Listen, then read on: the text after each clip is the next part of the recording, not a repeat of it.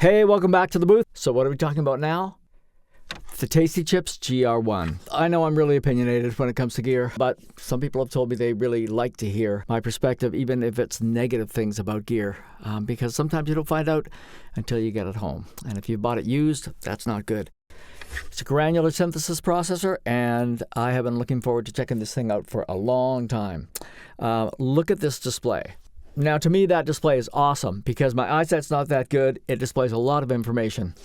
So I've only had this thing for a few hours, but I can already tell you a bunch of stuff that I like about it and that I don't like about it. Right out of the box, what I don't like about it, the editing is really, really frustrating, the whole user interface. When you go to edit parameters, you go in here to do stuff, and you have to step through these menus, and there's a lot of them. Like there's your modulation matrix.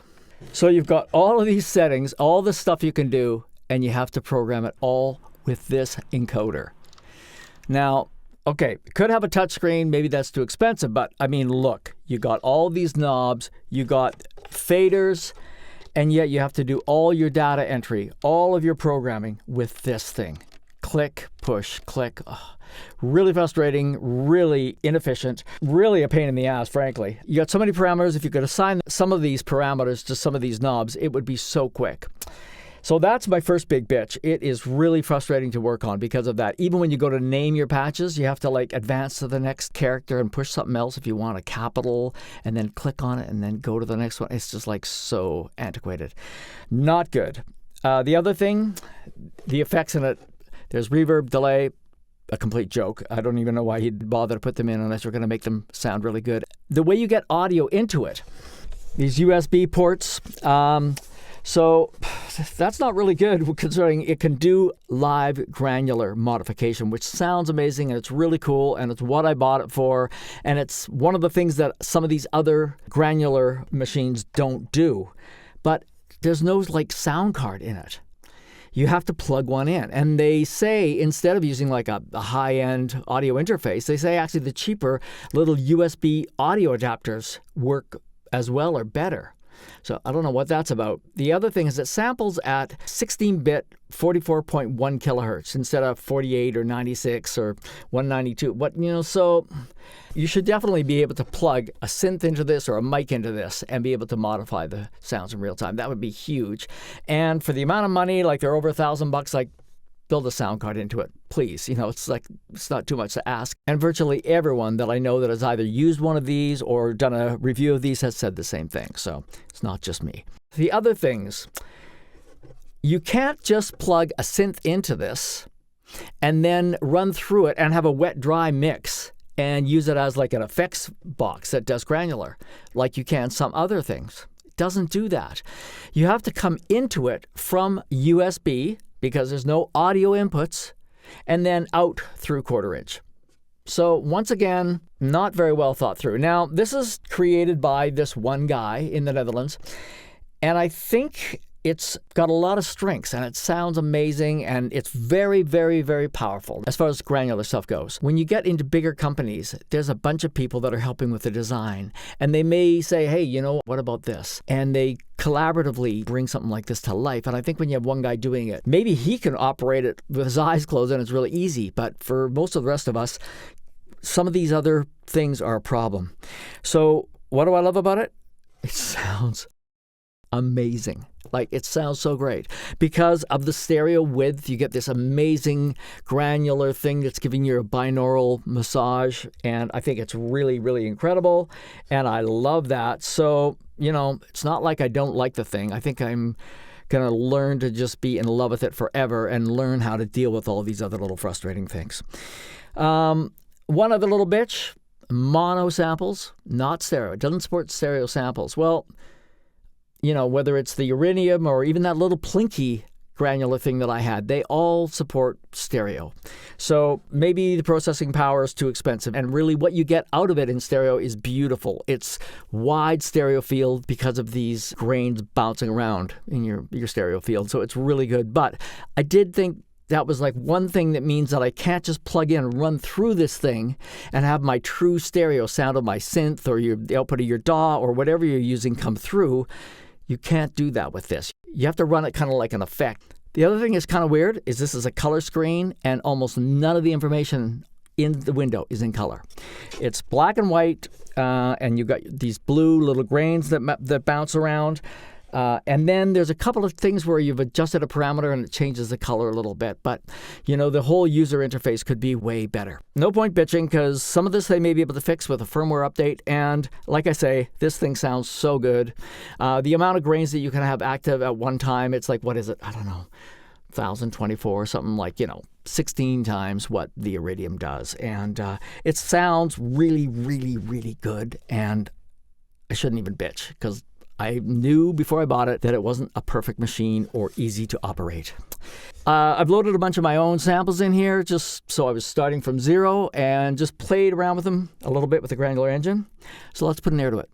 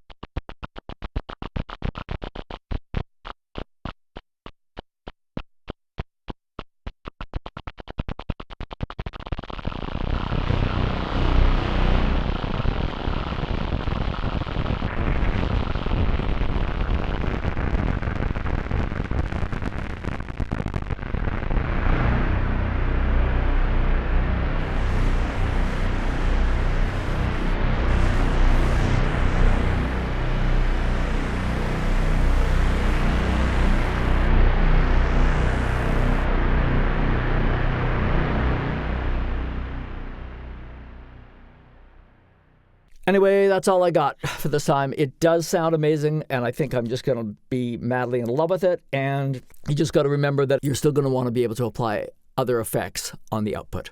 See you next time.